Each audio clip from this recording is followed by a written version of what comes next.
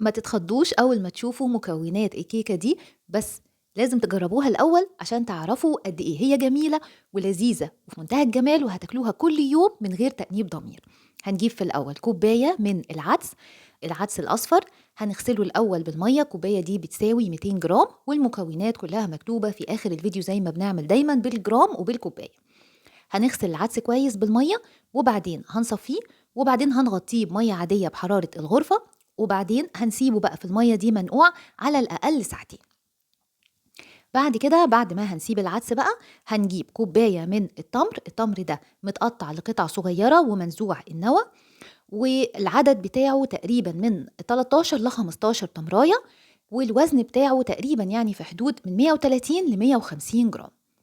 السكر بتاعها في الآخر بتبقى مش مسكرة قوي، لو عايزين ممكن تزودوا في التمر أو تزودوا سكر دايت أو ستيفيا أو عسل. بعد كده هنحط عليه 3/4 كوباية من الحليب، يكون حليب سخن بيغلي، ونسيبه منقوع فيه لمدة تقريبا نص ساعة.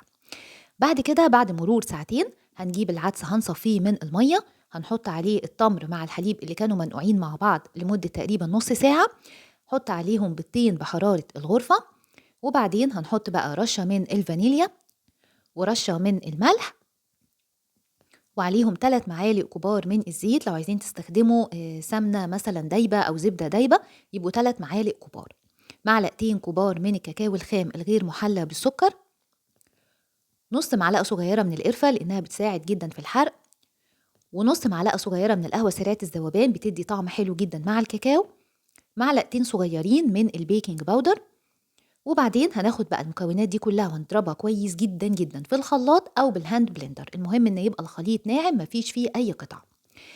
هنجيب صينية الفرن مقاس 24 في 17، وهنبطنها بورق الخبز يعني أو ورق الزبدة، أو تبقى متبطنة بطبقة خفيفة من الزيت.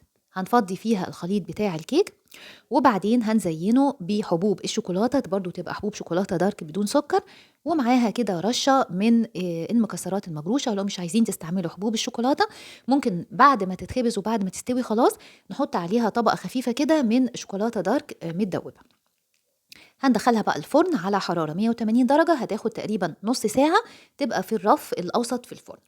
بعد ما تستوي هتطلع ونسيبها لغاية لما تبرد خالص.